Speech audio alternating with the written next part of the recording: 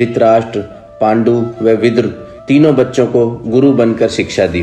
पांडु बहुत अच्छा शस्त्रों में निपुण हुआ, विदुर शास्त्रों में व राजनीति में निपुण हुआ, धृतराष्ट्र बलशाली होने के कारण शस्त्रों में निपुण हुआ। धृतराष्ट्र को बड़ा होने की वजह से बलशाली होने का अति घमंड होने लगा। एक बार धृतराष्ट्र हाथियों से युद्ध कर रहा होता है। काफी संघर्ष के बाद अंत में पांडु उसकी मदद करता है तो धृतराष्ट्र को बहुत गुस्सा आता है और वो कहता है, मेरी मदद करके बार बार ये मुझे याद मत दिलाओ कि मैं अंधा हूं। उसे अपना अंधत्व कभी भी स्वीकार नहीं हुआ।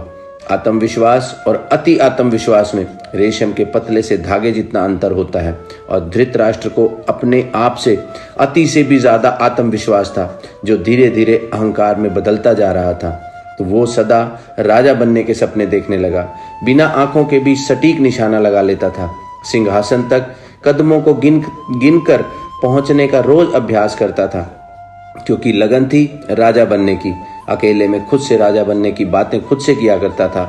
मैं कुल का ज्येष्ठ हूँ, शक्तिशाली हूँ, सारे शास्त्र मुझे कंठस्थ हैं, मेरी योग्यता का सही आंकलन मेरे सिवा और कोई नहीं कर सकता। ऐसा वह रोज करता था।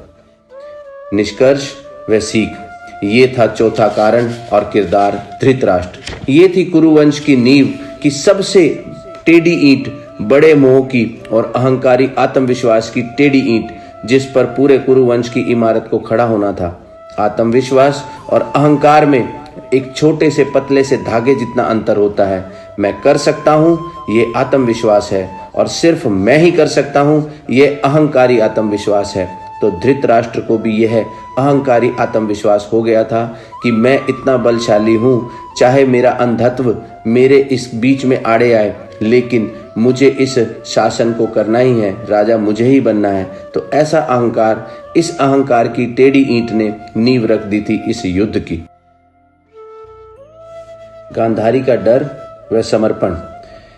कहीं धृतराष्ट्र अपनी इस कमजोरी को अकेलापन न समझ ले। उसका अकेलापन दूर करने के लिए जीवन साथी मिल जाने की बात सोचकर राजमाता सत्यवती ने भीष्म को गांधार नरेश सुबल की पुत्री के साथ धृतराष्ट्र का विवाह प्रस्ताव लेकर के जाने के लिए कहा। क्योंकि गांधारी ने भगवान शिव की कठोर तपस्या की थी, प्रसन्न होकर शिव ने उसे 100 पुत्रों की मां बनने का वरदान दिया था, इसलिए वह बहुत महत्वपूर्ण राजकुमारी मानी जाती थी और जो कुरुवंश के लिए अत्यंत लाभदायक